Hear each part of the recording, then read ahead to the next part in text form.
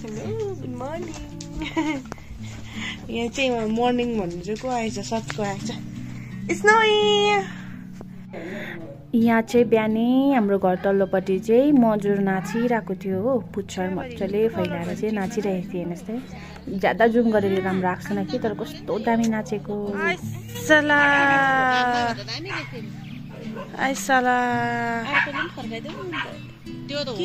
पोथी हो त्यो। त्यसरी नाचिदिँदो रहेछ त्यो। अलिक यता आउनु पर्थ्यो है, देख्थ्यो नि। गैरीमा नाचेको डाँडामा नाच्ने है भन्दा गयो नि। कहाँ गयो फेरि? यता गएछ। नाच्नको लागि पनि जग्गा हुनु पर्यो नि त। चियाबारी माथि उ गरेर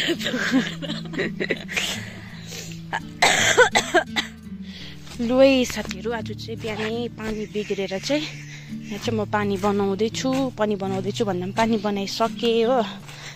ए नयाँ टी हालेर, यो पाइप हालेर, यो डल्लै नयाँ फेरेको। यो पानी चाहिँ 2 घरमा जान्छ, हाम्रो र मित्रधाकमा हो। त्यही भएर चाहिँ टी फेरेर डाङडुङ यस्तो कामहरू पनि सिकिराख्नुपर्छ। एकदम काम लाग्छ है। ल यहाँ चाहिँ मेरो औजारहरू चाहिँ के छ? माचिस, क्यान्डल, छुरी अघि लगेँ। यो थियो पहिला चाहिँ हो। यो टी लगाएको थियो। यो टीले चाहिँ नभएर चाहिँ यो फेरिदिएको। यो टी फेरेर चाहिँ अब चाहिँ 2 घरमै पानी जानु थाल्यो। त्यो भएर चाहिँ काम चाहिँ सबै सिकिराख्नुपर्छ हो। काम सिकेको छ भने चाहिँ आफूलाई दुःख पर्दैन। त्यस्तो हुन्छ क्या। यस्तो सानोतिनो कामहरू सबै सिकिराख्नुपर्छ। ए पानी आउनु थाल्यो यहाँ। खुट्टाको हालत चाहिँ बिहानै हिल्लै छि। Good morning. पहिला चाहिँ हामी सानो हुँदा चाहिँ नि बहिनी महरू झगडा पर्दाखेरि, लडाइँ खेल्दाखेरि आमाले भन्थ्यो कुकुर र बिरालो जस्तो लडाइँ खेलिरह, झगडा परिरह भन्थ्यो। लु अहिलेको कुकुर बिरालो हेर्नुहोस् त है, के हो यो? यस्तो त जिस्किन्छ। 3टै कुकुरसँग जिस्किन्छ। हाम्रो 3टै बच्चासँग चाहिँ यो बिरालो चाहिँ जिस्किन्छ। 3 जनासँग मिल्छ हो। अन्त अहिले चाहिँ के भएको भन्नु यिनीहरूलाई चाहिँ यिनीहरूले नाक काटिदियो कुकुर बिरालोको। हाम्रो चाहिँ यहाँ चाय बनाउँदैछु। चाय काम चाहिँ दामी लागिरहेछ हो। आजको मेन काम चाहिँ छ तपाईँको ब्ल्याङ्केट धुनु। यो ब्ल्याङ्केटलाई चाहिँ भिजाइरहेको हिजो बेलुकै। चाहिँ यसलाई धुनुपर्छ।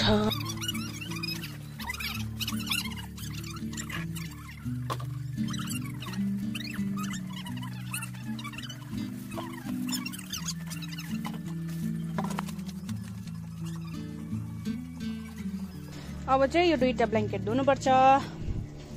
एउटा चाहिँ सुक्नु आँटिसक्यो हो। घाम चाहिँ यस्तो दामी लागिरहेको छ। अब चाहिँ यो र यो छ धुनुपर्ने। यहाँ चाहिँ फेरि सेकेन्ड राउन्ड। अन्त म कति काम गर्छु नि देखाइदिनु पर्यो नि। अन्त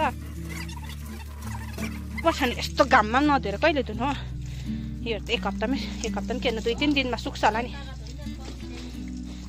बुढी आमाले धुँदैन भरे बुढी भए म जवानीमा उहिले कति धुए भन्छ। अन्त अब आफै तपाईँको डाइलग त्यही हो। मैले धुनु पऱ्यो नि। अन्त अब तन्देरी भनेको मै छु, यहाँ तरुनी भनेको मै धुनु पऱ्यो होला नि। यिनीहरूलाई धुवाउनु भएको छैन, योहरूलाई धुवाउनु भएको छैन। रहेको म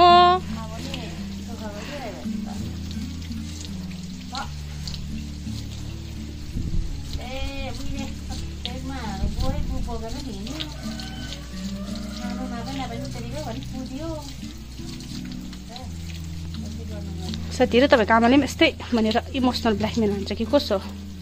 सबको आमा यस्तो हो।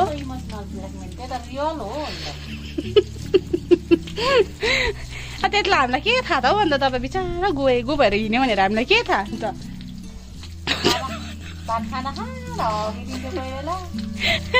मैले त हक्थिनँ होला हौ। 2 जनाले हक्थ्यो होला हौ। तिमीलाई श्रुतिले कोही बेला उठ्नु पर्ने।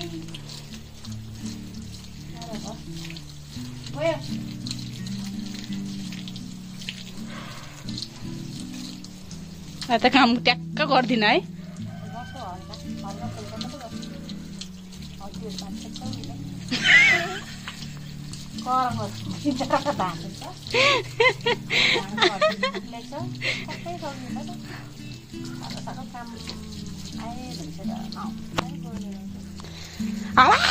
भन्दैन पुगो जानेको आमाले भन्छन्। यो चाहिँ अस्ति पुराण हाम्रो पुराण सकेर चाहिँ सबैलाई कन्तुर भनेको रहेछ। अब यसमा चाहिँ आफूले जति सक्दो पैसा हाल्नुपर्ने रहेछ हो। अन्त भोलि पछि चाहिँ जब फेरि अर्को पुराण लाउँछ नि, अब अर्को साल पुराण लाउँदाखेरि चाहिँ अब यसमा कति उयो भएको छ यही डोनेसनमा जानेछ। आमाले त कति रुपियाँ हाल्यो रे आमा भन्नु न यो त आमाको कन्तुर हो। यो चाहिँ सैता गुरुङको कन्तुर। यो त मैले हालेकै छुइनँ, यो त भर्खर देख्दैछु मैले। चान्चुनेले मेरो त हाल्दै किन हाल्दै, मेरो पनि हालिदियो। लु अब चाहिँ अर्को पालि महापुराण भागवत महापुराणको उयो हुँदा चाहिँ भागवत महापुराण हुँदाखेरि चाहिँ अब यो कन्तुरै हामी डोनेट गर्छौँ। यसमा सालभरि जति थुपार्नु सक्छ आफूले थुपार्यो हो। त्यहाँदेखिको चाहिँ यो डोनेसनमा दिनुपर्छ। एकदमै यसरी नाम लेखेर राख्छ हो। श्वेता गुरुङ, यहाँ राई पनि थप्नुपर्ने रहेछ हौ। श्वेता गुरुङ राई नामलिङ 14 नम्बर भनेर यहाँ लेखिदिनु पर्ने रहेछ। अन्त चाहिँ यो उता लगेर जान्छु, हप्तामा हाल्छु, त्यहाँदेखि भोराइदिन्छु म।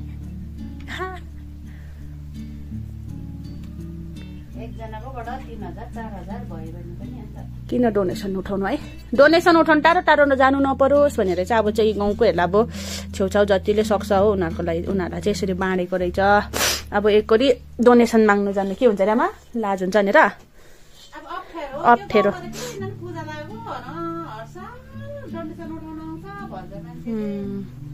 त्यो भनेर चाहिँ हामीले अब यो चाहिँ यसरी कन्तुर वितरण गरेको छ। यो कन्तुर चाहिँ हामी अब नेक्स्ट इयर महापुराण हुँदाखेरि चाहिँ भागवत महापुराण पढाउँदा चाहिँ यो डोनेसनमा जान्छ होइन कि कसो हो भनिदिनु। ठिक हो, राइट, एकदम एकदम राइट भन्नुभयो हजुरले। मेरो 4 व्हिलरको चाबी हो